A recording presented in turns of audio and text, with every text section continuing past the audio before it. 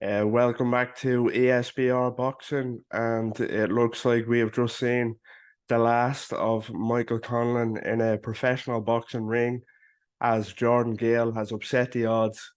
The 6-1 outsider Jordan Gill has stopped Michael Conlon in the seventh round in the SSA Arena in Belfast, and it's the second loss of Michael Conlon's career after Luis Alberto Lopez beat him back in May for the IBF title. And this was really a must-win fight for Conlan, to be honest.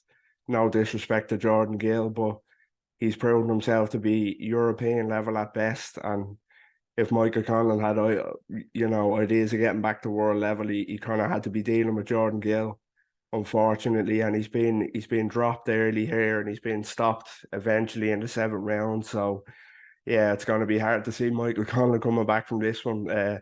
Unfortunately, as an Irishman recording this video, it was a tough one to take, but credit to Jordan Gill. He fought well. His game plan was perfectly executed, and yeah, he got the job done, and he silenced the Belfast crowd. As I say, the warning signs were there early for Michael Conlan. You know, he started well. Obviously, his lateral movement was good, and fast hands, clever IQ, but it was the first round where Jordan Gill buzzed him with a kind of snappy right hand, and the legs of Conlan wobbled, and he was hurt, and that kind of set the tone for the rest of the fight. Really, he proved he can be hit and hurt as usual. Conlan, he carries the lead hand quite low. He's as clever as he is and as fast as he is and as elusive as he is. He kind of he is easily tagged with carrying that lead hand low. So yeah, Gill managed to time him early and hurt him, and then the second round was when it really started to unravel. He hit him with a chopping he timed him well, hit him with a chopping left hand, and sent Conlan tumbling to the canvas really heavily. To be honest, he was badly hurt. Yeah, and he just about survived that round. Michael Conlan did. He he was getting tagged quite easily by Gill.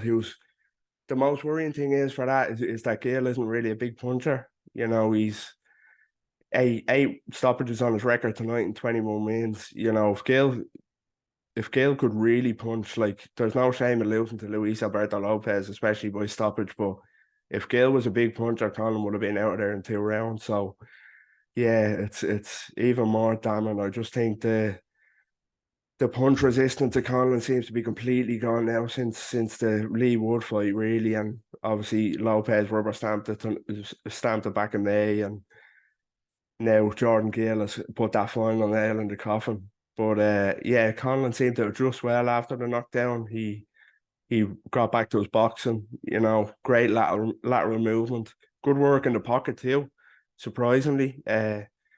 Yeah, he done well. Let his hands go. Looked quite spiteful. Good uppercut, sharp hands. But Gill fought well since the start. Tucked up, took the center of the ring. Timed Conlan well when Conlan was punching. So yeah, credit to Jordan Gill. It was a great performance. It really was. He had a game plan and he executed it to perfection. Really, as I say, he punched when Conlan punched. He timed him and he took advantage of that low lead hand. So yeah, he obviously took some advice off his friend Lee Wood, who was the first one to beat Michael Conlan there. So yeah, credit to Jordan Gill. He really silenced the doubters there tonight, and he's catapulted himself into a real great opportunity now, about 130 pounds. Of course, he couldn't get past European level at 126, but he's in world contention now, beating someone like Michael Conlan, even though Conlan's lost twice before. They've only come in world title fights. So yeah, credit to Jordan Gill. Brilliant performance. Now he's on the verge of mixing it with the champions at 130, and it's a very interesting division. You've got champions like Emmanuel Navarrete, Joe Cordina, O'Shea Foster, Lamont Roach, which you wouldn't kind of you wouldn't be disgracing any of them. Maybe Navarrete would be quite a tough fight for them, and Joe Cordina, but Lamont Roach and Shake Foster have proven they can be beaten before, beaten in the past, so why not again? Yeah, for Michael Conlon, it's going to be really tough to come back from this one. As mentioned before, if he had any aspirations of a world title fight, he had to get past Jordan Gill. You know, there was no question about that, whether it was stoppage or points. You know, this one was set up for him to kind of come back and look good and put on a show for his hometown crowd. And yeah, he got hurt early and he could never recover. As I say, as good as he looked boxing on the back foot and even in close, every time Jordan Gill hit Michael Conlon, he seemed to hurt him and looked like he was on the verge of getting him out of there. So yeah, it was tough going for the Irishman, unfortunately tonight. And I think that will be the last that we see of him again. Like, of course, he could come again at European level, but I don't think Michael Conlon has ever been the type of fighter who wants to kind of go for European honours only. You know, he wants to be a world champion one day. And I think at 31 now, three bad stoppage losses on his record. And this one at European level, not even world level, I think spells the end for him. He's had a great career as an amateur. He got so close as a pro against Lee Wood. He was leading all the way up to the final round when he got caught and stopped badly, and that just seemed to take his chin away from him. He never really had the power, but he had the skills.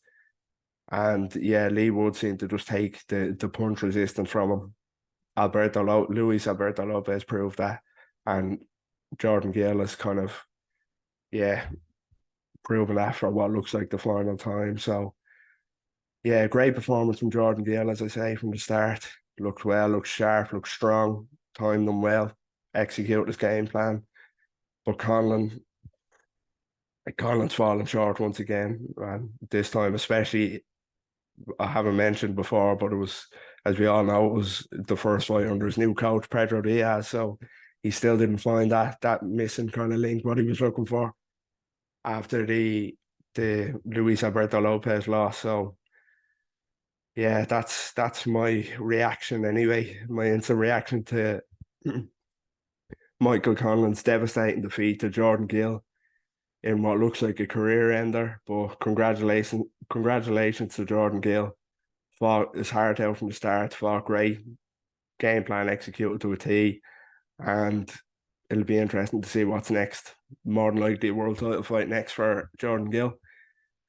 So yeah, let us know what you think in the comments below. Like, subscribe, uh, give us a follow. We always have great content here at the SBR Boxing. We have fight previews, reviews, interviews, all that good stuff. So yeah, let us know what you think and speak next time. Take care.